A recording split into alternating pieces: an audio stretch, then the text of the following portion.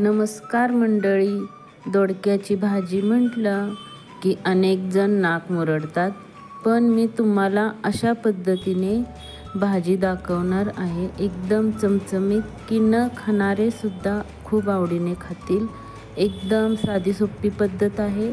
चला तर मग रेसिपीला सुरुवात करूया. इथे मी दोडके घेतलेले आहेत. हे पहा, स्वच्छ धुवून पुसून घेतलेले आहेत. याला आपण आता कट करायचे आहेत. पुढील आणि हा मागील भाग काढायचा आहे आणि याचे 2 भाग करायचे.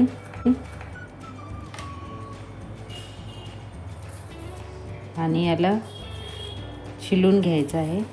हे पहा, असं छिलून घ्यायचं, जास्तही छिलायचं नाही त्याला. इथे मी आता पिलरच्या सहाय्याने छिलून घेतलेले आहेत.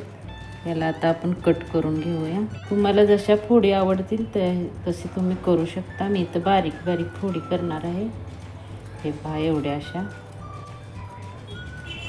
तुम्हाला जर भरून करायचं असेल ना, तर तुम्ही जसं आपण वांग भरून करतो तसं करायचं असेल तरी तुम्ही तशाही करू शकता. भरला दोडका करण्यासाठी त्याच्यासाठी एवढ्या तुम्ही अशा फोडी करू शकता.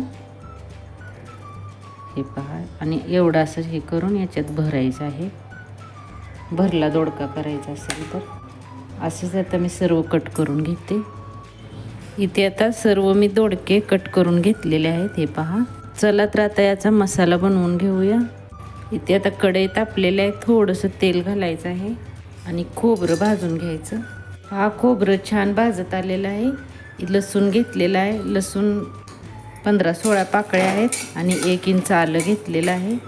तेही आता भाजून घ्यायचं आहे याच्यातच. नंतर ते थोडं भाजल्यानंतर तीळ घेतलेलं आहे. 1.5 ते 2 चमचे तीळ आहेत. तीळ आता चांगले भाजून घ्यायचे आहेत. गॅस मी बंद केलेला आहे. आता कढई गरम आहे म्हटल्यानंतर तीळ भाजून निघतात याच्यातच. आता हे थंड झालं की वाटण घ्यायचं आहे. आता हे थंड झालेलं आहे.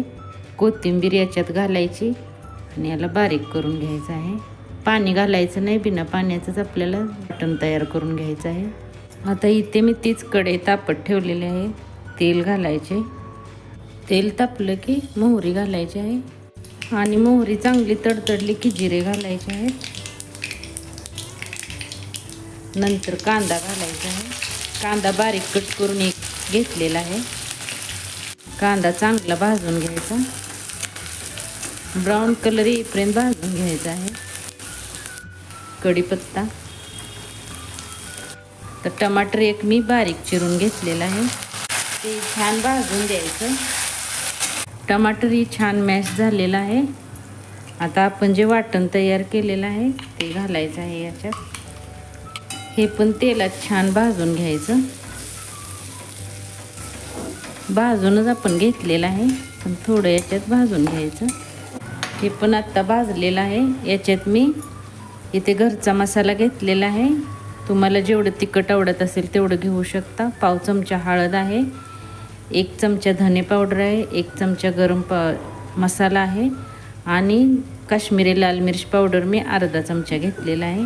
हे सर्व मसाले तर याच्यात घालून घ्यायचे.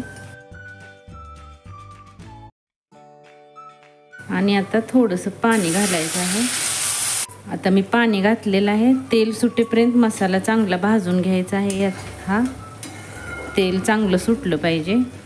आता पहा, तेल चांगलं सुटलेलं आहे. आपण जे दोडका चिरून घेतलेला नाही तो सर्व घालायचा आहे याच्यात. आणि मी इथं मुगाची डाळ घेतलेली आहे.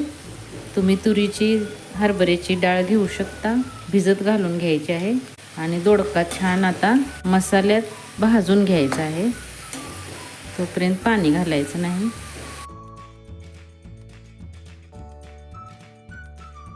हे पहा, तेलात चांगलं भाजून घ्यायचं मसाल्याबरोबर. आणि मी खोबरे भाजले ना तेव्हाच तुम्ही शेंगदाणे भाजून त्याच्यासोबतच शेंगदाण्याची कुटी तयार करू शकता.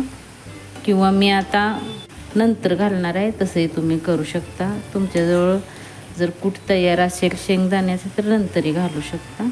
हे पहा, दोडके आता छान तेलात मी भाजून घेतलेले आहेत. चांगले असे भाजून घ्यायचे. लवकर पाणी घालायचे नाही. चांगले तेलात भाजले की मग चव छान येते. याच्यात आता गरम पाणीच घालायचं आहे. मी गरम पाणी करून घेतलेलं आहे. तुम्हाला जेवढा रस्सा हवा असेल तेवढा करू शकता. गरमच पाणी घाला म्हणजे छान चव येते. आता याच्या स्वादानुसार नमक घालायचं आहे.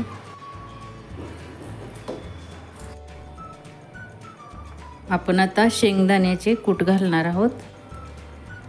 हे पहा एकदम छान बनलेले आहे. तरी खूप छान आलेले आहे. शिजले का ते पाहूया. हे पहा शिजलेलं आहे. रस्साही खूप छान बनलेला आहे. हे पहा तुम्हाला ग्रेव्ही जेवढी हवी असेल तेवढी तुम्ही करू शकता. कोथिंबीर घालायची. तर मी इथे आता गॅस बंद केलेला आहे.